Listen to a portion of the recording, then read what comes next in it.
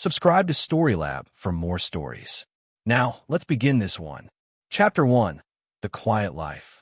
Matthew Bruce ran his calloused fingers along the grain of the oak plank, feeling for imperfections that lesser craftsmen might miss. The workshop smelled of sawdust and linseed oil, honest scents that had replaced the metallic tang of gun oil and cordite that once defined his world. 3 years had passed since he'd hung up his military fatigues and picked up carpenter's tools, trading the chaos of covert operations for the predictable rhythm of measure twice, cut once. The remote cabin workshop in the Cascade Mountains of Washington State was his sanctuary. Angie had called it rustic when they'd first moved here, though he suspected she meant primitive.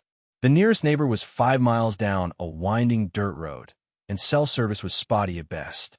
For Matthew, the isolation was perfect. After 15 years in the Special Air Service, conducting operations in places that didn't officially exist, he craved the silence. "Matt, you out there?" Angie's voice carried across the clearing from the main cabin. She stood on the porch, phone pressed to her ear, gesturing animatedly. Even from a distance, he could see the tension in her shoulders. He set down his plane and walked toward the house, noting how she turned away when she saw him approaching. Their marriage had grown strained over the past year, conversations becoming shorter, her visits to her father in Seattle growing more frequent. Matthew had attributed it to adjustment difficulties, moving from the urban comfort of her previous life to what she called the middle of nowhere. "Everything all right?" he asked as she ended the call. Angie startled, then forced a smile. "Just Dad. You know how he worries." Her father, Gerald Doyle, was a Washington state senator with political ambitions that stretched to the governor's mansion. Matthew had never warmed to the man's calculated charm and barely concealed disdain for what he saw as his daughter's downward mobility. "He wants us to visit more often," she continued, tucking a strand of auburn hair behind her ear, a nervous habit Matthew recognized. "Says I'm wasting away up here." Matthew studied his wife's face. In the SAS, reading micro-expressions had been a survival skill. The slight tightening around her eyes, the way she avoided direct eye contact. These were tells he'd learned to recognize in hostile interrogations. But this was Angie, the woman who'd waited for him through deployments, who'd promised to build a new life together. "We were just there 2 weeks ago," he said carefully. "I know, but..." She paused, phone buzzing with a text. Her face darkened as she read it. "I need to go inside. This work stuff is giving me a headache." Work stuff. Angie didn't work. Not since they'd moved to the mountains. Her father provided a generous monthly allowance that covered their modest expenses, something that had begun to chafe at Matthew's pride. He'd suggested she might enjoy helping with his carpentry business, but she dismissed the idea with barely concealed horror. Matthew watched her retreat into the cabin, then returned to his workshop. The oak plank waited on his workbench, and he picked up his tools with renewed focus. Woodworking demanded presence, attention to detail. Unlike his former profession, mistakes here could be sanded away, joints could be recut, projects could be started over. As evening approached, he cleaned his tools and secured the workshop. The ritual was military precise. Every tool in its designated place, would properly stored, bench swept clean. Old habits died hard, even in civilian life. Inside the cabin, Angie was cooking dinner, moving around the kitchen with distracted efficiency. She'd changed into a dress he didn't recognize, too formal for their usual quiet evenings. The table was set with their good china, candles lit. "Special occasion?" he asked. "Can't a wife make a nice dinner for her husband?" But her smile felt rehearsed, like she was performing a role she'd grown tired of playing. They ate in relative silence, making small talk about his current project, a custom dining set for a client in Seattle. Angie nodded at appropriate intervals, but her mind seemed elsewhere. When her phone buzzed again, she excused herself to take the call in the bedroom. Matthew cleared the dishes, listening to the muffled sound of her voice through the closed door. He couldn't make out words, but the tone was urgent, almost conspiratorial. When she emerged 20 minutes later, her face was flushed. "Everything okay?" he asked again. "Fine. Just family stuff." She moved to the window, gazing out at the darkening forest. "Matt, do you ever regret leaving the military?" The question caught him off guard. Why do you ask? Just wondering if you missed the excitement, the importance of what you were doing. She turned to face him. Don't you feel wasted up here? Making furniture when you could be making a real difference. Matthew chose his words carefully. I've seen enough of the world's problems. Building something lasting, something beautiful, that feels important to me now. Angie's expression shifted, something like disappointment flickering across her features. But don't you miss being respected? Being somebody who mattered? The words stung more than she probably intended. Or perhaps exactly as much as she intended. Matthew had been somebody who mattered once. A ghost who'd helped shape geopolitical events from the shadows. But that life had demanded pieces of his soul he wasn't willing to sacrifice anymore. I matter to my clients, he said quietly. I matter to you. That's enough. She looked away. Of course. I didn't mean. Her phone buzzed again. This time she ignored it, but the device's insistent chiming filled the sudden silence between them. You should answer it, Matthew said. Sounds urgent. It's nothing that can't wait. But her hand moved instinctively toward the phone before she stopped herself. That night, as Angie slept beside him, Matthew stared at the ceiling and listened to the forest sounds outside their window. Somewhere in the darkness, an owl called to its mate. The sound was lonely, echoing off the mountains that had become his refuge. He'd chosen this life deliberately, trading purpose for peace. But watching his wife's growing discontent, feeling the widening distance between them, he wondered if some choices couldn't be sustained forever. Some people were built for excitement, for the constant stimulation of crisis and drama. Angie, he was beginning to realize, might be one of them. The phone on her nightstand lit up with another message. In the blue glow, Matthew caught a glimpse of her face, peaceful in sleep, but somehow younger, as if she was dreaming of a different life entirely. Chapter 2. Ghosts of Afghanistan. Morning brought the familiar routine. Coffee before dawn, a quick survey of the property's perimeter, then an hour of physical training that kept his body combat-ready despite his civilian status.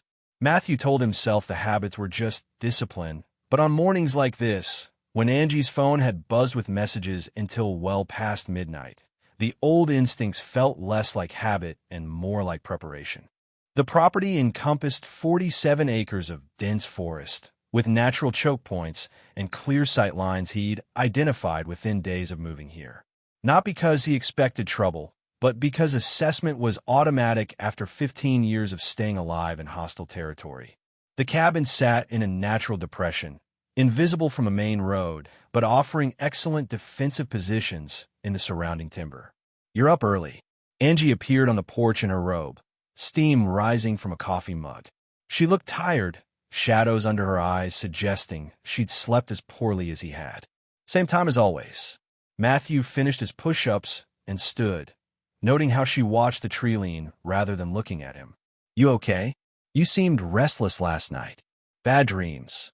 She shrugged, but her fingers worried the edge of her robe. I keep thinking about moving back to Seattle. At least part-time. Dad could help you get some real work, government contracts, maybe corporate security. You're wasting your skills out here. There was again the suggestion that his current life was somehow lesser. Matthew accepted the coffee she offered but studied her face over the rim of his mug. I thought you liked the quiet life. I thought I did too. Her voice carried a note of genuine sadness. But I feel like I'm disappearing up here, Matt. Like we both are. Before he could respond, a vehicle approached down their private road, unusual for this early hour. Matthew's body shifted automatically into a more alert posture as a black SUV emerged from the trees. Official plates, government tags, visible even at a distance. Expecting someone? He asked, but Angie had already retreated into the cabin. Two men emerged from the vehicle, one tall and lean with the bearing of military or law enforcement, the other broader, older, wearing an expensive suit that looked out of place in the wilderness setting. Matthew recognized the type, bureaucrats who issued orders from air-conditioned offices to people who carried them out in considerably less comfortable circumstances. Matthew Bruce. The taller man approached with credentials already extended. Special Agent Curtis Tompkins, FBI. This is Deputy Director Roland Griffin. We'd like a few minutes of your time. Matthew examined their identification carefully. Old habits, then nodded toward the porch. Coffee. This isn't a social call, Griffin said, settling into one of the wooden chairs Matthew had crafted the previous summer. We need to discuss your recent activities. My recent activities involve oak planks and dovetail joints. Matthew remained standing, a subtle power play he'd learned in military briefings. What's this about? Tompkins produced a tablet, swiping to display photographs. 3 weeks ago, arms dealer Viktor Kozlov was found dead in his Belgrade safe house. 2 weeks ago, human trafficker Dmitry Petrov died in a car bombing outside Prague. Last week, Hassan al-Rashid, who we've been tracking for terrorist financing, suffered a fatal accident in Marseille. Seeing a pattern? Matthew kept his expression neutral despite the recognition flickering through his mind. All 3 men had been targets he'd pursued during his SAS career, high-value individuals who'd somehow slipped through official channels. Sounds like someone's having a run of bad luck. Bad luck. Griffin's smile was thin and humorless. Each death was made to look accidental. But forensic analysis suggests professional execution, the kind of precision work your former unit specialized in. My former unit is classified. Not to us. Tompkins leaned forward. We know about the Prometheus Task Force, Matthew. Off-books operations, deniable assets. What we don't know is whether you're conducting unauthorized executions as a private citizen. The accusation hung in the morning air like gunpowder smoke. Matthew had heard whispers about his old targets meeting unfortunate ends, but he'd assumed other agencies were cleaning house. The idea that someone suspected him of vigilante justice was both absurd and oddly flattering. I've been building furniture for 3 years, he said finally. Check my client records, my bank statements, my travel history. I haven't left Washington State except for supply runs to Seattle. Griffin and Tompkins exchanged glances. The tablet reappeared, displaying financial records. Your wife makes regular trips to Seattle, sometimes to Portland, occasionally to Vancouver. Always alone, always paying cash for travel expenses. Matthew's blood chilled, but he kept his voice steady. Angie visits her father. He's a state senator, Gerald Doyle. You can verify that easily enough. Oh, we have. Griffin's smile turned predatory. Senator Doyle is very concerned about these visits. Apparently, your wife has been asking unusual questions about her inheritance, about offshore accounts, about what might happen to family assets if her father faced legal troubles. The implications crashed over Matthew like a cold wave. Angie's growing discontent, her frequent trips, the late-night phone calls, suddenly everything took on a different cast. But before he could process the full scope of what the agents were suggesting, Tompkins delivered the knockout blow. We're also investigating Senator Doyle for connections to several defense contractors currently under federal scrutiny. Seems there might be some question about how certain sensitive contracts were awarded. He paused, watching Matthew's reaction. Contracts that would have required someone with your specific skill set to execute. You think I'm working for my father-in-law? Matthew couldn't keep the disbelief from his voice. We think someone is, Griffin said. Someone with access to classified intelligence, professional training, and personal motivation. Someone who might be very concerned about protecting Senator Doyle's reputation and financial interests.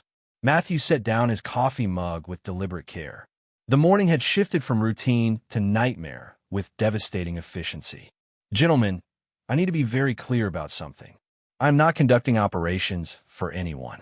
I am not killing arms dealers or terrorists or anyone else. I am building furniture in the mountains and trying to live a quiet life. Then you won't mind if we monitor your activities for a while, Tompkins said, standing. Standard surveillance, nothing intrusive.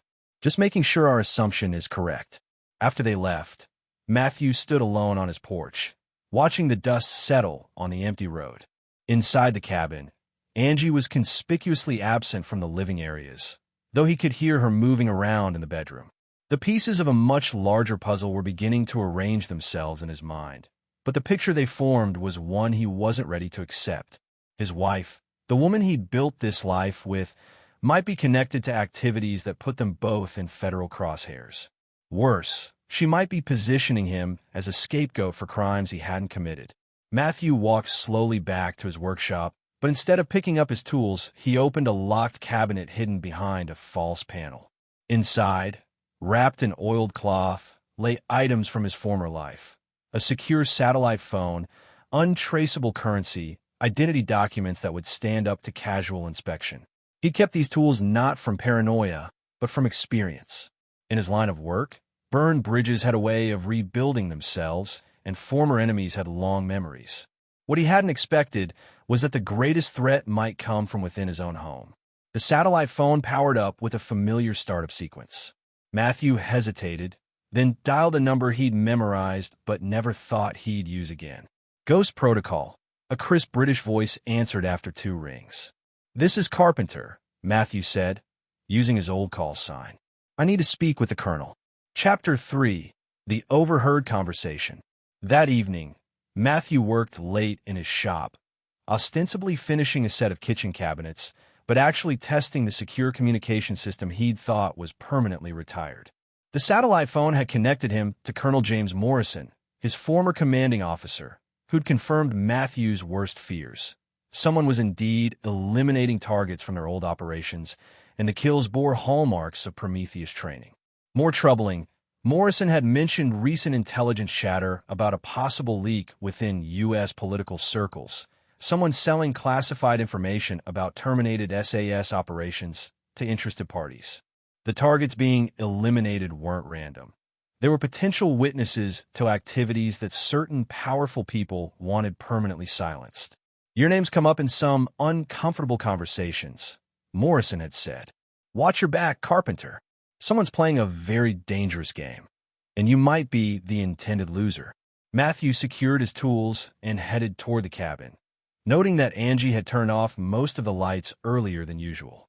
Her car was still in the driveway, but she might have gone to bed early, another recent habit that didn't fit her usual patterns. As he approached the house, he heard her voice through the partially open kitchen window. She was speaking quietly, but in the mountain stillness, sound carried further than most people realized. "Tired of pretending this marriage means something," she was saying. 3 years I've been stuck in this backwoods nightmare while he plays with wood scraps." Matthew froze beside the window, old instincts keeping him motionless in the shadows. "I know, Daddy. I know." A pause, presumably listening. "He's exactly what you said, a washed-up military reject who thinks building birdhouses makes him important." The words hit harder than enemy fire ever had. Matthew had faced death in a dozen countries, but hearing his wife's casual contempt felt like a different kind of ambush entirely. "The FBI visit spooked him," Angie continued. "I could see it in his face when they left.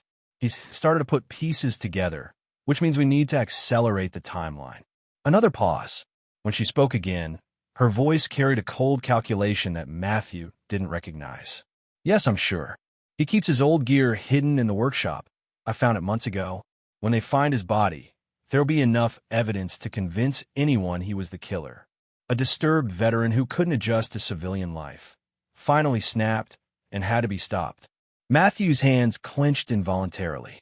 The woman he'd married, the woman he'd trusted with his vulnerabilities and his genuine desire for a peaceful life, was planning his murder. "How long until your people get here?" Angie asked. "Then, tomorrow night?" "Perfect. I'll make sure he's in the cabin. Maybe I'll cook him one last nice dinner. Might as well play the grieving widow role to the end." A laugh, brittle and humorless. "Don't worry about the local sheriff. Deputy Foster's been on your payroll for 2 years. He'll corroborate whatever story we need." Former SAS operative goes paranoid, threatens his wife, forces responding officers to use lethal force. Case closed. Matthew felt the old combat calm descending over him, the mental state that had kept him alive through countless operations. Emotion was a luxury he couldn't afford now. This was tactical assessment time. "I don't care what you have to pay them," Angie was saying. "Just make sure it looks like a bear attack initially. We need time to plant the evidence before anyone with real investigative skills gets involved." Bear attack. The irony would have been amusing if it weren't so deadly. Matthew had chosen this location specifically because of the local bear population, natural cover for the kind of defensive preparations that might otherwise raise questions. He bought this cabin for the isolation, Angie continued. Little did I know how perfectly it would serve our purposes. No witnesses, no cell service, no one to hear anything until we're ready for them to. She was wrong about that, Matthew realized. She'd never understood what he'd really been doing during their long talks about property selection and security measures. The isolation wasn't just for peace of mind, it was tactical advantage. One more thing, Daddy, Angie said, her voice dropping even lower. After this is over, I want you to make some calls. That FBI investigation into the overseas hits, I want to make sure they know Matthew had access to your classified briefings. Plant the idea that he was using your political intelligence for target selection. The scope of the betrayal was breathtaking. Not only had Angie been feeding information to her father about Matthew's background and capabilities, but they were planning to use his legitimate access to classified information as evidence of guilt for crimes he'd never committed. I've already copied his workshop keys, she said. Your people can plant whatever evidence you need. Just make sure the forensics are convincing. Matthew backed away from the window, mind racing through tactical possibilities. Tomorrow night meant approximately 20 hours to prepare. Against professional killers, in terrain they'd have time to scout, with local law enforcement compromised. Under normal circumstances, the smart play would be immediate extraction, disappear into the network of safe houses and false identities he'd built during his active years. But these weren't normal circumstances. Angie and her father had turned his new life into an elaborate trap, and running would only confirm their narrative about a disturbed veteran on the run. More importantly, running would mean they'd won. The woman who'd shared his bed for 3 years while planning his death would inherit his assets, collect on his life insurance, and probably cash in on book deals about living with a dangerous, unstable former operator. Matthew made his way silently to the workshop, where he activated security measures he'd installed but hoped never to use. Motion sensors, cameras, perimeter alarms, all disguised as routine homesteading equipment, but actually military-grade surveillance. The satellite phone connected him to another old number. Phoenix Services, a gravelly American voice answered. Travis Rogers had left the Army Rangers 5 years ago to start a private security company, but he still owed Matthew favors from their joint operations in Syria. This is Carpenter. I need immediate consultation on home security upgrade. Carpenter? Thought you'd gone full civilian. But Travis's tone sharpened with professional interest. What's the threat assessment? Multiple hostiles tomorrow evening. Terrain advantage to defenders, but attackers will have local law enforcement support. Jesus, you need extraction? Matthew looked through the workshop window toward the cabin where his wife was finishing arrangements for his murder. Negative. I need this handled locally and permanently. Copy that. What kind of consultation are we talking about? Full defensive package. And Travis? Bring the kind of equipment that makes a statement about what happens to people who betray their own. Roger. See you by dawn. As Matthew began his own preparations, he reflected on the bitter irony of the situation. Angie had called him a washed-up loser, too damaged for civilized society. Tomorrow night, she would discover exactly how accurate that assessment was, and why it made her plans so fatally flawed. The carpenter was about to remember how to be a soldier. And soldiers, when cornered by traitors, didn't build furniture. They built body counts. Chapter 4. The Arsenal. Dawn brought Travis Rogers and a truck full of equipment that would have made a small nation's military envious. Matthew watched from his workshop as his old comrade unloaded crates marked with legitimate camping supply labels that concealed considerably more lethal contents. Fancy setup you got here, Travis said, surveying the property with professional appreciation. Good sight lines, natural choke points, plenty of cover. You always did have an eye for tactical real estate. I was planning for bear encounters, Matthew replied dryly. Different kind of predator now. Travis opened the first crate, revealing military-grade night vision equipment. So what's the full situation? And don't leave anything out. I need to know what we're really dealing with. Matthew briefed him on everything. The FBI visit Angie's betrayal, the timeline for the attack. Travis listened without interruption, occasionally nodding as details clicked into place. "Your wife's father, Senator Gerald Doyle," Travis said when Matthew finished. "I've heard that name in some interesting contexts. Word is he's been facilitating contracts for some very questionable private military companies. The kind that operate in gray areas and don't ask inconvenient questions about rules of engagement. Meaning the people coming for you tomorrow night won't be standard hired muscle. They'll be professionals with government training and non-attribution equipment." Travis pulled out a tablet, showing satellite imagery of the surrounding area. "I've been monitoring communications since your call. There's a four-man team staged at a motel 20 miles south. X-Delta, based on their equipment signatures. X-Delta Force operatives represented a significant escalation from local muscle. These weren't thugs who could be intimidated or misdirected. They were elite soldiers who trained for exactly this kind of operation. Any idea about their approach route?" Travis manipulated the tablet display, highlighting terrain features. "Only one logical insertion point if they want to maintain stealth. The old logging road that connects to your eastern boundary. They'll probably establish overwatch positions here and here." He indicated 2 ridge lines, then move on the cabin after full dark. Matthew studied the tactical display, overlaying it with his mental map of the property's defensive preparations. "What about extraction?" "They'll need a way out after the job's done. Same route, most likely. Fast vehicles staged at the logging road junction. Quick exfiltration to the interstate." Travis looked up from the tablet. "But here's what interests me. Your wife's timeline suggests they're not planning a quick hit and run. The bear attack cover story requires time to stage the scene, plan evidence, coordinate with compromised local law enforcement, which means they'll be staying on site for hours after the initial assault." "Exactly. And that gives us opportunities they're not expecting." Matthew felt the familiar tactical clarity settling over him, the mental state where emotion retreated and pure operational logic took control. This wasn't personal anymore. It was a professional problem requiring professional solutions. "What kind of firepower are we talking about?" Travis grinned, the expression predatory in its intensity. "Full spectrum. I brought toys that haven't been field-tested yet. Call it a beta program for Phoenix services." He opened another crate, revealing weapons that belonged in a specialized warfare museum. Modular sniper systems, close-quarters battle packages, electronic warfare suite, and some experimental items that don't officially exist. Experimental. Remember those Syrian operations where we needed to eliminate targets without leaving forensic evidence? I've been developing some interesting solutions for clients who require complete deniability. Matthew examined the equipment with appreciation for both its lethality and its sophistication. This wasn't military surplus or modified civilian gear. This was cutting-edge warfare technology designed for operators who couldn't afford to leave witnesses or evidence. "There's something else," Travis said, his tone shifting to serious concern.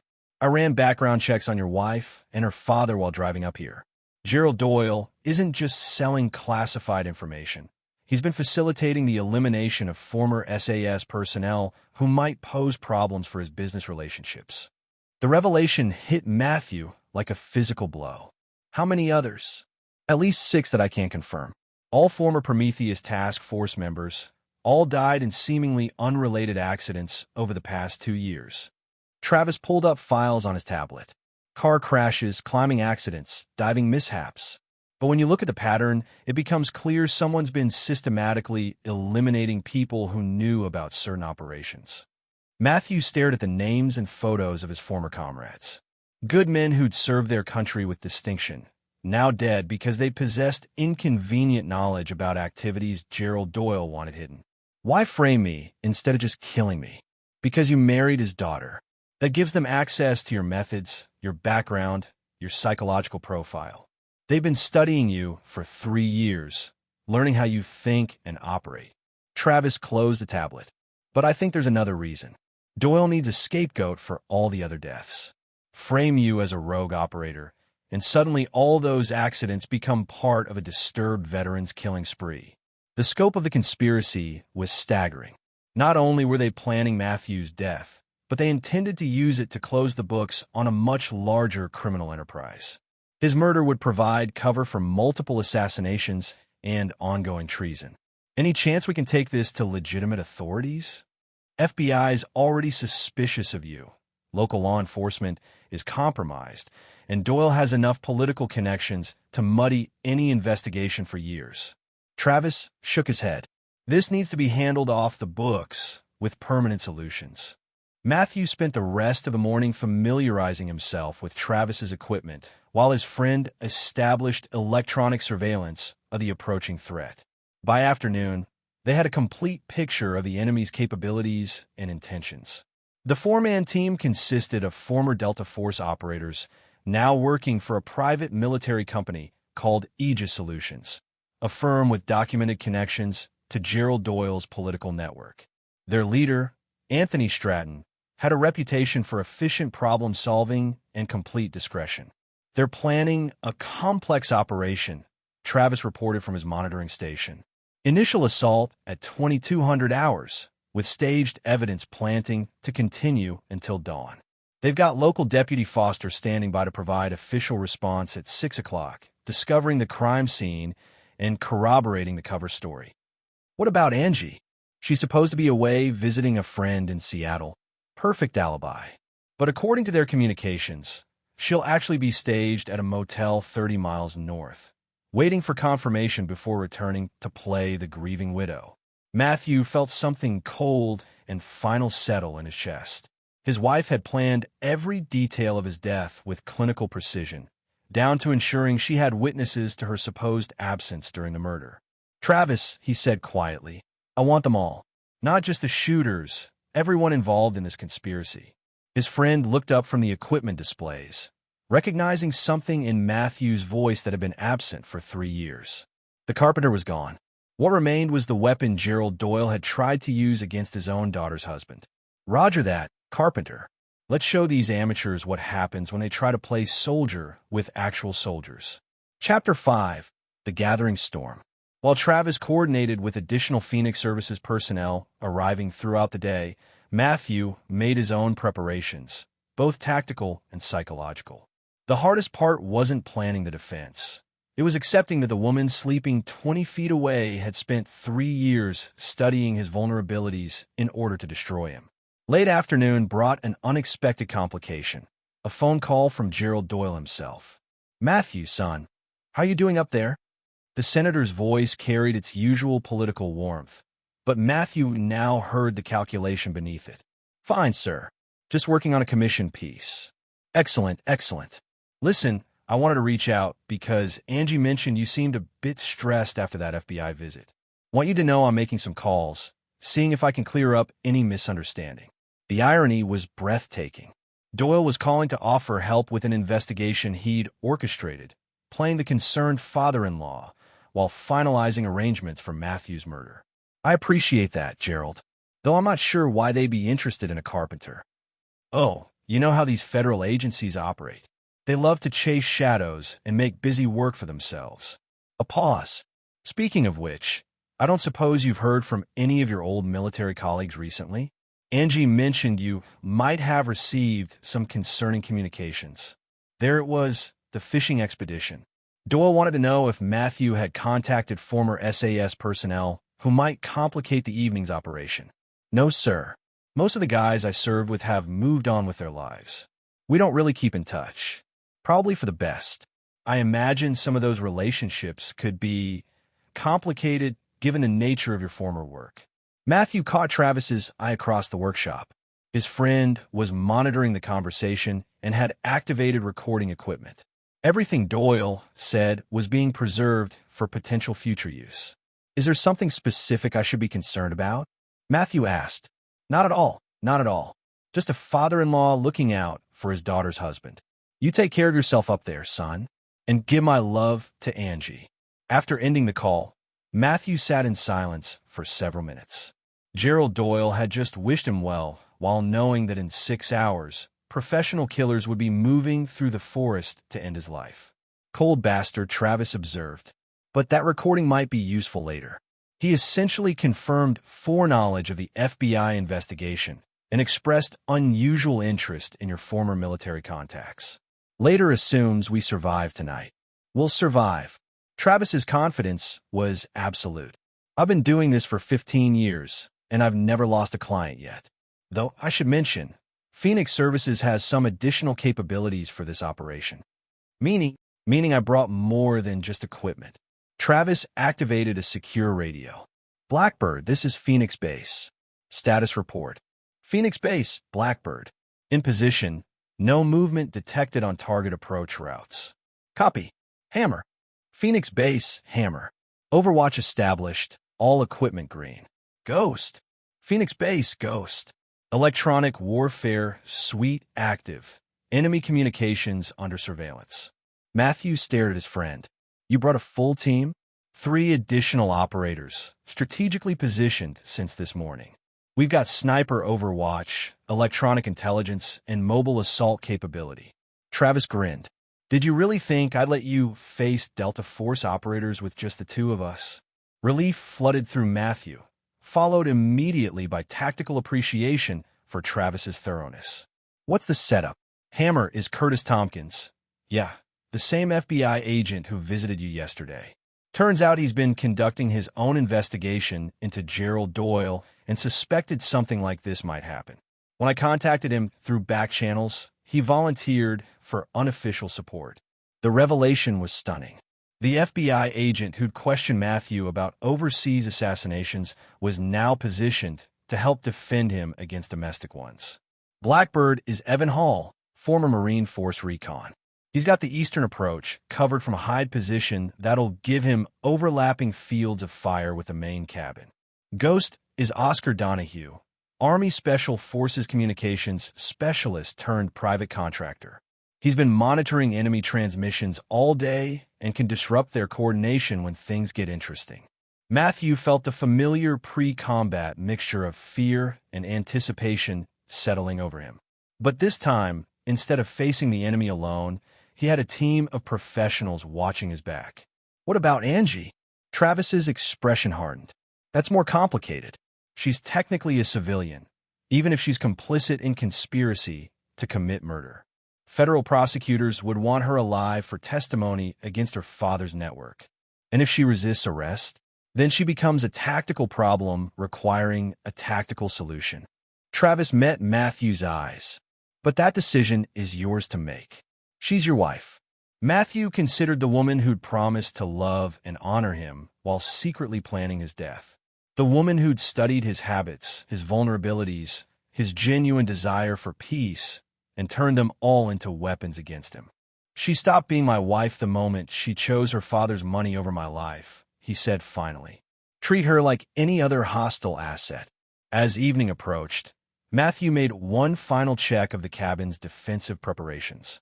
He'd spent months installing what appeared to be routine homesteading equipment, but was actually a sophisticated defensive network. Motion sensors disguised as weather monitoring devices, cameras hidden in birdhouses, automated systems that could seal doors and windows with the push of a button. The kitchen where Angie had planned his last meal was now a command center with hardened communications and direct access to the workshop through a concealed tunnel Matthew had excavated during their first winter. The cabin's innocuous appearance masked defensive capabilities that would surprise attacking forces expecting to face an isolated, unsuspecting target. At 2000 hours, Matthew received a text from Angie. Having dinner with friends in Seattle. We'll be late getting home. Don't wait up. Love you. Love you. The casual cruelty of those words, sent while she knew killers were already moving into position, crystallized Matthew's resolve. Whatever happened tonight, Angie would face consequences for her betrayal. Enemy movement detected. Oscar's voice crackled through the radio. 4 individuals approaching from the east, professional spacing and noise discipline. ETA to objective area, 30 minutes. Matthew checked his equipment one final time. Night vision, communication gear, weapon selected for close quarters engagement. The carpenter's tools were secured, replaced by implements designed for a very different kind of precision work. Phoenix team, this is Carpenter, he said into his radio. Remember, These people killed at least 6 of my former teammates. I want clean shots and permanent solutions. No prisoners, no mercy, no evidence left behind. Copy that, Carpenter, came Travis's reply. Time to show them what happens when civilians try to play military games with actual military personnel. Outside, full darkness was falling over the mountains. In that darkness, professional killers were moving through terrain they thought they understood, approaching what they believed was an easy target. They were about to discover that sometimes the hunted becomes the hunter. Chapter 6. The trap is set. At 21:30, the enemy reached the perimeter of Matthew's property, moving with the disciplined silence of elite operators. Through his electronic surveillance network, he watched 4 figures advance through the forest using military formation and communication protocols. Visual confirmation on all targets came Curtis Tompkins' voice through the radio. The FBI agent's sniper position provided overwatch of the eastern approach. Professional gear, suppressed weapons, night vision equipment. These guys came ready for war. Copy that, Hammer, Matthew replied from his position in the cabin's fortified kitchen. Ghost, what's their communication status? They're using military-grade encrypted radios, Oscar Donahue reported from his electronic warfare position. But I've been passively monitoring their frequencies all day. When you give the word, I can jam their communications and feed them false intelligence. The attackers had paused at the property's natural boundary, conducting final reconnaissance before the assault. Through night vision scopes, Matthew could see Anthony Stratton directing his team with hand signals, positioning them for what they clearly expected to be a straightforward elimination. They had no idea they were walking into a kill box prepared by someone who'd spent 3 years studying every inch of this terrain. Blackbird, report, Travis radioed from his mobile position. 2 hostiles moving toward the cabin's rear approach. Evan Hall responded. 3rd target establishing overwatch on the ridge. 4th target, presumed team leader, advancing on the front approach. Matthew smiled grimly. The attackers were following exactly the route he'd anticipated, using terrain features that appeared tactically sound, but actually channeled them into predetermined kill zones. Phoenix team, initiate Phase 1, Matthew commanded. Oscar immediately activated his electronic warfare suite, jamming the attackers' radio frequencies while broadcasting false heat signatures to confuse their thermal imaging equipment. Simultaneously, Matthew triggered hidden lighting systems that would temporarily blind anyone wearing night vision gear. The effect was immediate and devastating. Through his surveillance cameras, Matthew watched as the 4 attackers stumbled in sudden confusion, their carefully coordinated assault dissolving into individual panic as their technological advantages disappeared. Contact left. Anthony Stratton's voice was audible even without radio intercept as his night vision equipment overloaded from unexpected illumination. The team leader fired blindly toward the cabin, his suppressed rifle chattering in fully automatic mode. Travis, you're clear for mobile assault, Matthew radioed, then activated the cabin's defensive lockdown. Steel shutters deployed across windows, reinforced doors sealed automatically, and the structure transformed from rustic home to military bunker in seconds. Through external cameras, he watched Travis emerge from concealment like a force of nature, moving with the fluid precision of a special operations veteran. The former Ranger's approach was a textbook example of close-quarters battle tactics, using darkness and confusion to close distance before engaging. The first hostile went down without ever seeing what killed him, a knife thrown with lethal accuracy while Travis was still 20 meters away. The man simply collapsed, his weapon clattering uselessly to the ground. 1 down, Travis reported calmly, already moving toward his next target. Matthew shifted his attention to the northern approach, where 2 attackers were attempting to regroup and establish communication with their team leader. These men were well-trained, but they prepared for a simple assassination, not a complex tactical engagement against prepared defenders. Hammer, you have shots on the ridge position? Matthew asked. Affirmative, Curtis Tompkins replied. Target is attempting to establish communications. Range 400 meters, clean line of sight. Take the shot. The suppressed rifle's report was barely audible, but through his scope, Matthew saw the hostile on the ridge suddenly jerk and fall backward. Curtis had chosen a non-lethal shot, wounding rather than killing, which meant they might have a source of intelligence later. Target down, but breathing, Curtis reported. He's not going anywhere, but he might have useful information. That left two hostiles near the cabin's rear approach, now completely cut off from their support and facing an unknown number of defenders. Matthew watched them through thermal imaging as they attempted to establish a defensive position using his woodshed for cover. "Poor choice of cover," he murmured, then activated one of his more creative defensive measures. The woodshed exploded outward in a controlled blast that scattered lumber and revealed the two attackers' position to Travis, who was approaching from their blind side. The explosion wasn't intended to kill. Matthew had designed it as a distraction and concealment removal system. "Beautiful," Travis commented as he acquired both targets. "Like flushing rabbits." The engagement that followed lasted less than 30 seconds. Both attackers were professional soldiers, but they'd been isolated, confused, and outmaneuvered by defenders who controlled every aspect of the battlefield. When the gunfire stopped, Travis was standing over two bodies while scanning for additional threats. "Area secure," he reported. "All hostiles neutralized except for Hammer's prisoner." Matthew emerged from the cabin's fortified position, noting how his peaceful mountain retreat had been transformed into a combat zone. The defensive preparations he'd installed, just in case, had proven their worth against professional killers. "Outstanding work, everyone," he radioed his team. "But this is just phase 1. We still need to deal with the people who sent them."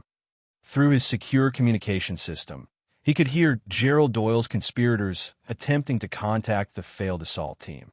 By dawn, they would realize something had gone catastrophically wrong with their carefully planned operation. "What's the plan for Phase 2? Travis asked, checking his equipment while scanning the tree line for additional threats. Matthew looked toward the lights of Seattle glowing on the distant horizon, where his wife was waiting for confirmation of his death, and his father-in-law was preparing to implement the cover story that would frame a dead man for multiple murders. "Phase 2, Matthew said quietly, is when we take the war to them." The carpenter had successfully defended his home. Now it was time for the soldier to collect on debts owed in blood. Chapter 7. The Hunter Becomes the Hunted. By midnight, Matthew's team had secured the battlefield and interrogated their surviving prisoner. Anthony Stratton's wounded teammate, Jason Bennett, proved surprisingly cooperative once Curtis Tompkins explained the federal charges he would face for conspiracy to commit murder. "Doyle's been running this operation for 2 years," Bennett revealed while Oscar treated his shoulder wound. "We've eliminated 7 former SAS personnel, 3 CIA contractors, and 2 military intelligence analysts. All people who knew about classified operations that Doyle was selling to foreign buyers." The scope of the treason was staggering. Gerald Doyle hadn't just betrayed his daughter's husband. He'd orchestrated a systematic elimination of American intelligence assets to protect his criminal enterprise. "What about tonight?" Matthew asked. "What was supposed to happen after you killed me?" "Plant evidence in your workshop linking you to all the overseas hits." Stratton had documentation that would make you look like a rogue operator conducting revenge killings. Your wife would confirm your increasingly unstable behavior, and Deputy Foster would corroborate the cover story about a mentally disturbed veteran. Travis looked up from the tactical maps he'd been studying. "Speaking of which, we need to deal with Foster before he realizes the operation failed." Deputy J. Foster was scheduled to discover Matthew's body at 6 o'clock, then coordinate with federal investigators to establish the official narrative. His corruption made him a loose end that could unravel the entire conspiracy if handled incorrectly. "I have an idea about that," Curtis Tompkins said. "Foster doesn't know I'm involved in tonight's operation. What if he gets an anonymous tip about suspicious activity at the Doyle property?" Matthew smiled grimly. "You want to turn the investigation around on them?" "Exactly. Foster arrives here expecting to find your body and evidence of terrorist connections. Instead, he finds dead assassins and proof of a conspiracy involving his patron. Force him to choose between covering for Doyle or cooperating with federal authorities. It was an elegant solution that would either eliminate Foster as a threat or convert him into an asset. Either way, the conspiracy would lose a crucial component. What about Angie and her father? Travis asked. Matthew had been considering that question since the shooting stopped. His wife and father-in-law were the architects of this betrayal, but they were also high-profile targets who couldn't simply disappear without triggering major investigations. They need to face justice, he said finally. But it has to be legal justice, with evidence that will stand up in federal court. Then we need to get them on record, Oscar suggested. Confessions, evidence of coordination, proof of their role in multiple murders. Curtis nodded agreement. If we can get them talking about tonight's operation, admitting their involvement, that gives us prosecutable evidence. Matthew felt a cold satisfaction settling over him. I think I know how to arrange that.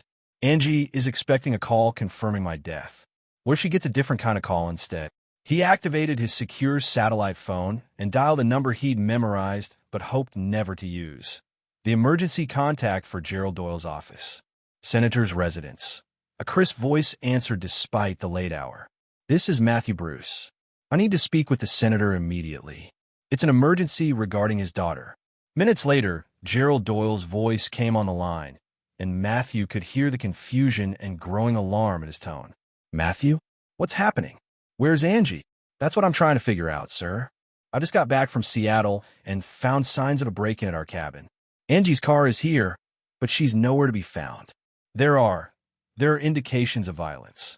The lie was carefully constructed to trigger Doyle's protective instincts while forcing him to reveal his knowledge of the evening's true events. Violence? What kind of violence? Doyle's voice sharpened with what sounded like genuine concern. Bullet holes, blood, signs of struggle. Gerald, I think someone came after us. Someone who knew our routines, our security measures. Matthew let desperation creep into his voice. I need to know if you've received any threats, any indication that your political enemies might target your family. There was a long pause before Doyle responded, and when he did, his tone had shifted subtly. Matthew, I want you to listen to me very carefully.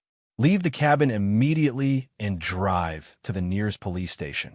Don't touch anything. Don't investigate further. Just get out of there. But what about Angie? I can't just leave if she might be. Angie is safe, Doyle interrupted, then seemed to realize his mistake. I'm sure she's safe. She's probably just somewhere else. How can you be sure? Matthew pressed. Gerald, do you know something about what happened here tonight? Another pause, longer this time. When Doyle spoke again, he'd regained his political composure, but the damage was done. I don't know anything specific. I just think you should let professionals handle this situation. Matthew activated the recording function on his secure phone. Professionals like the team that tried to kill me an hour ago. Silence stretched across the connection. When Doyle finally spoke, his voice was barely above a whisper. What are you talking about? 4 men, professional military equipment, coordinated assault on my property. They're all dead now, Gerald. And one of them was very talkative before he died. You're lying. But Doyle's voice carried the hollow tone of a man whose carefully constructed plans had collapsed. Jason Bennett, formerly Delta Force, currently employed by Aegis Solutions. He told me everything, Gerald, about the other killings, about the classified information you've been selling, about tonight's operation. Matthew let steel enter his voice. About my wife's role in planning my murder. The phone connection crackled with static, but he could hear Doyle's labored breathing on the other end. I want to make you an offer, Matthew continued. You have 1 hour to turn yourself in to federal authorities. Bring Angie with you. Cooperate fully with the investigation, and maybe you can avoid the death penalty for treason. And if I refuse? Matthew looked around at his team, professional warriors who just eliminated a squad of assassins with clinical efficiency. Then I come for you both. Tonight. And I won't be nearly as merciful as the federal justice system. He ended the call and turned to face his assembled allies. Curtis, how long do you need to coordinate with your FBI colleagues? 20 minutes to get a task force mobilized. They've been building a case against Doyle for months. Tonight's evidence should be enough for arrests and seizure of assets. Travis, Can Phoenix Services provide security for the arrest operation? Already on it. I've got additional teams en route to Seattle. Matthew felt the familiar weight of command settling on his shoulders. For 3 years, he tried to leave this life behind. But sometimes the past demanded one final accounting. Gentlemen, he said quietly, let's finish this. Chapter 8. Reckoning. Gerald Doyle's luxury estate in the exclusive Highlands district of Seattle was surrounded by FBI vehicles and tactical teams within 45 minutes of Matthew's ultimatum. The senator had underestimated both the speed of federal response and the extent of evidence his failed operation had provided. Matthew rode in the command vehicle with Curtis Tompkins, watching through night vision scopes as tactical teams positioned themselves around the property. Travis and his Phoenix Services operators provided overwatch from strategic positions, ensuring no escape routes remained open. Movement in the main house, reported one of the tactical leaders. 2 individuals, probably our primary targets. Through encrypted communications, Matthew could hear the FBI coordination. Years of investigation into Gerald Doyle's activities had finally culminated in actionable intelligence, and federal prosecutors were preparing charges that included treason, conspiracy to commit murder, and violation of espionage statutes. There, Curtis pointed toward a window on the second floor, where 2 figures were visible in silhouette. That's probably Doyle and your wife. Matthew studied the building through binoculars, noting escape routes and defensive positions. The estate was impressive but built for comfort, not security. Against a coordinated federal assault, resistance would be futile. His secure phone buzzed with an incoming call. Angie's number. Answer it, Curtis advised. But keep them talking. We need admission of guilt on record. Matthew activated the recording function and answered. Hello, Angie. Matt. Her voice was shaky, desperate. Thank God you're alive. Daddy told me what happened at the cabin. Are you hurt? The performance was masterful. Concern, relief, fear all perfectly calibrated.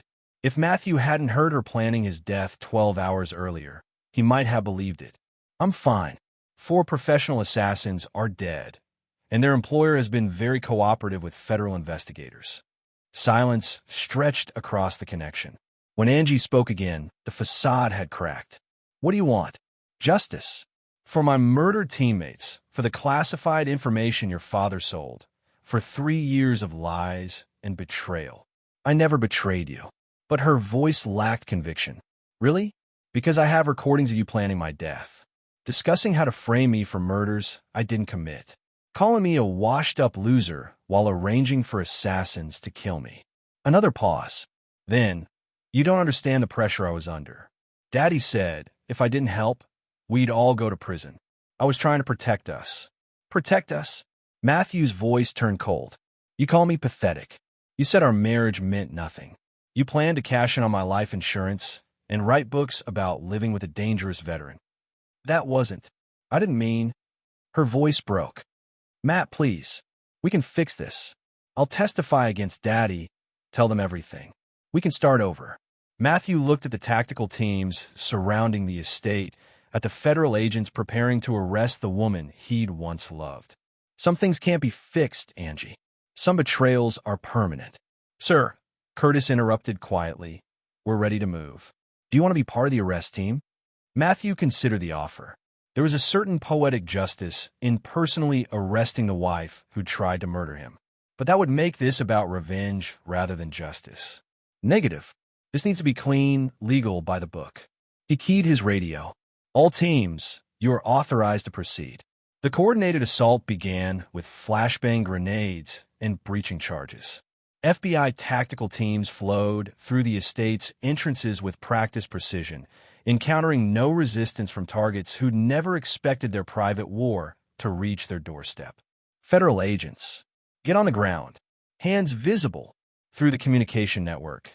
Matthew heard the systematic clearing of rooms, the securing of evidence, the formal reading of rights to Gerald Doyle and Angie Bruce.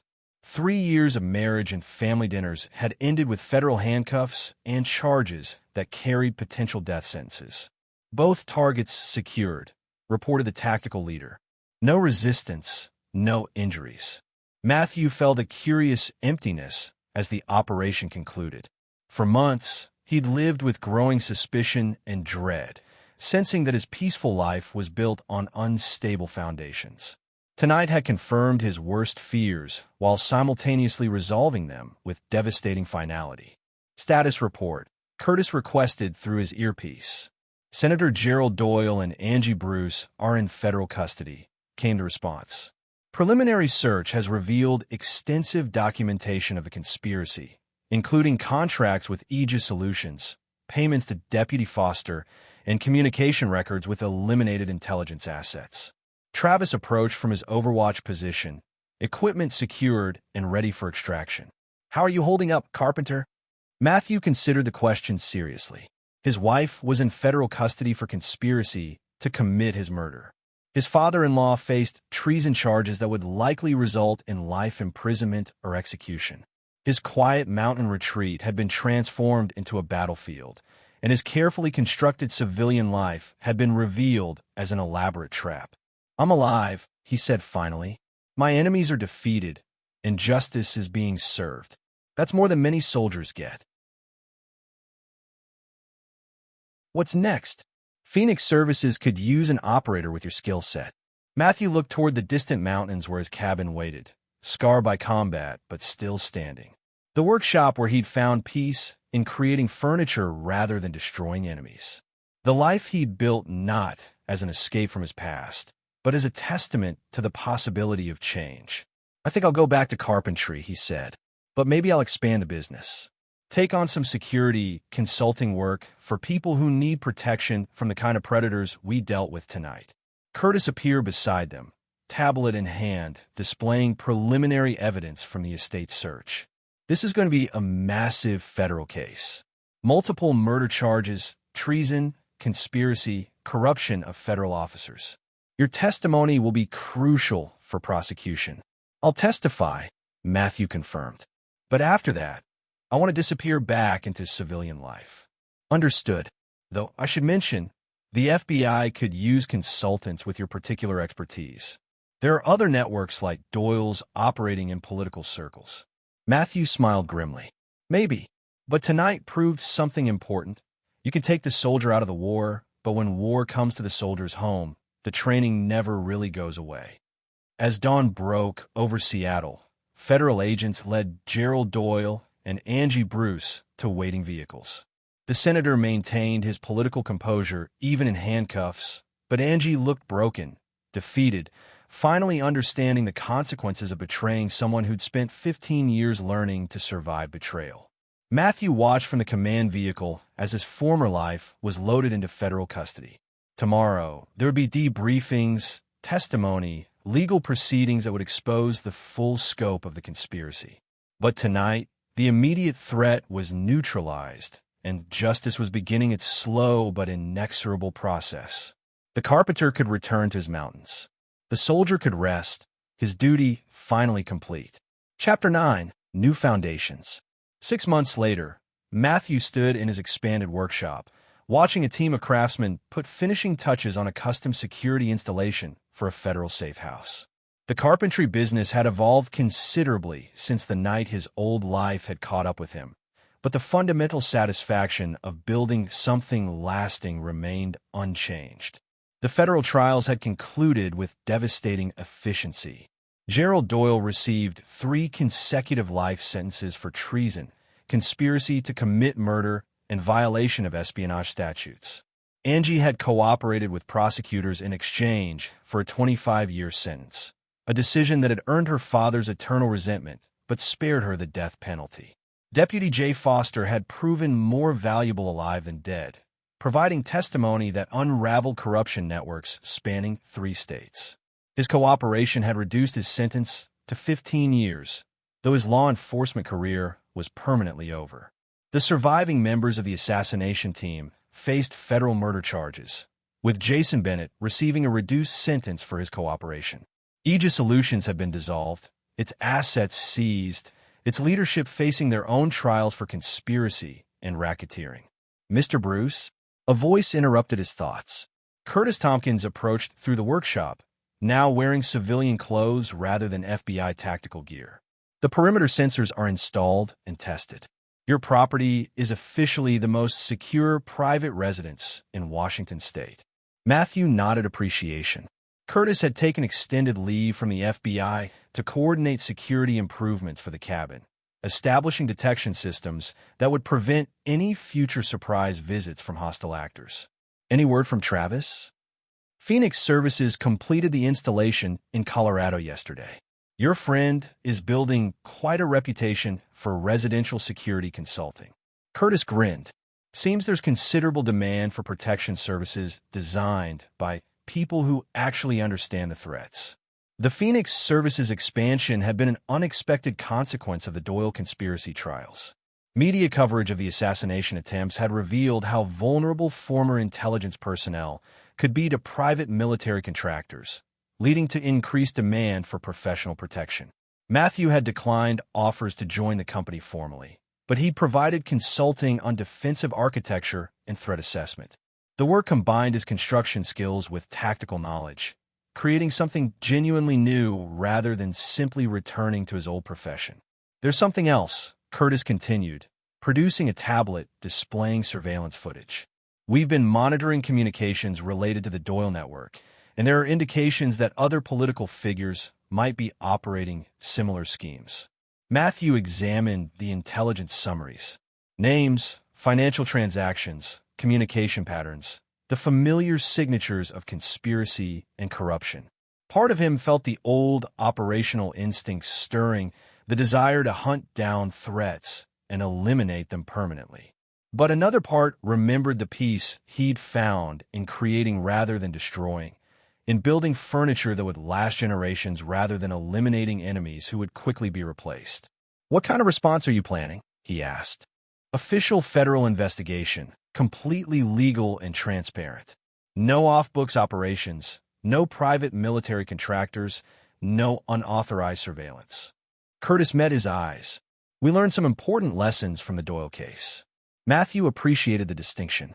The Carpenters' War had been fought in self-defense, with clear legal justification and federal support. But it had also demonstrated the dangers of operating outside legal channels, even when facing enemies who showed no such restraint. If you need consulting on security measures or a threat assessment, I'm available, he said finally. But I'm done with the operational side. That chapter of my life is closed. Curtis nodded, understanding. What about personal concerns? Doyle had connections to international networks that might want revenge for his capture. It was a legitimate worry. Gerald Doyle's treason had involved foreign buyers who'd lost significant investments when his network collapsed. Some of those buyers had resources that could make them dangerous enemies. The property security should handle most conventional threats, Matthew replied. And I've made some additional preparations. Those preparations included a network of former military personnel who'd settled throughout the Pacific Northwest, creating an informal early warning system for potential threats. Travis had coordinated the network through Phoenix Services, ensuring that any hostile activity targeting former intelligence assets would trigger immediate response. Matthew had also established relationships with local law enforcement, the legitimate kind, who understood the unique security concerns facing former special operations personnel. The corruption that had compromised Deputy Foster had been eliminated, replaced by professional officers who took protection of federal witnesses seriously. What about your personal life? Curtis asked. Any plans for rebuilding that aspect? Matthew considered the question while examining a half-finished rocking chair on his workbench. The piece was commissioned by a young couple expecting their first child, a project that represented hope and continuity rather than the violence that had defined too much of his recent experience. I'm taking it slowly, he said, learning to trust again, to believe that people might value what I build rather than what I can destroy. There have been tentative social connections in recent months. A woman who ran a gallery in Seattle had begun featuring his furniture, appreciating the craftsmanship while knowing nothing of his military background. A former nurse who'd moved to the mountains for similar reasons had shared coffee and conversation about the challenges of rebuilding civilian lives after trauma. Nothing serious yet, but possibilities that felt genuine rather than calculated. Relationships based on shared interests and mutual respect rather than the strategic considerations that had apparently motivated Angie's original attraction to him. The important thing is that you have choices now, Curtis observed. The threats have been eliminated, the legal issues resolved. You can build whatever kind of life you want. Matthew looked around his workshop, expanded but still recognizably the space where he'd found peace after years of war. Tools arranged with military precision, projects in various stages of completion, the honest smell of wood and oil and human craftsmanship. Through the window, he could see the clearing where Travis and his team had eliminated the assassins sent to kill him. The ground had been restored, the damaged vegetation replanted, but Matthew would always remember what had happened there. The night when his past had finally caught up with him, and he discovered that some skills never truly fade. "I think I'll keep building furniture," he said finally, "but maybe I'll specialize in pieces for people who need them most. Veterans transitioning to civilian life, families displaced by violence, anyone who understands that sometimes you have to start over completely." It was fitting work for someone who'd learned the hard way that destruction was easy, but creation required patience, skill, and genuine hope for the future. Curtis gathered his equipment and prepared to leave. If you ever change your mind about consulting work, the offer stands. There are a lot of good people who could use protection from predators like the ones we eliminated. "I'll keep that in mind," Matthew replied. "But for now, I'm exactly where I need to be." After Curtis left, Matthew returned to work on the rocking chair, feeling the familiar satisfaction of wood responding to skilled hands. Outside, the mountains rose in their eternal silence, offering both protection and perspective. The carpenter's war was over. The battles had been won, justice had been served, and the future stretched ahead with infinite possibility. For the first time in years, Matthew Bruce was truly free to build the life he wanted, rather than defending the life others had tried to destroy. This In is the where our end, story that was comes to an victory end. enough. Share your thoughts in the comments section. Thanks for your precious time. If you enjoyed this story, then please make sure you subscribe to this channel. That would help me a lot. Click on the video you see on the screen, and I will see you there.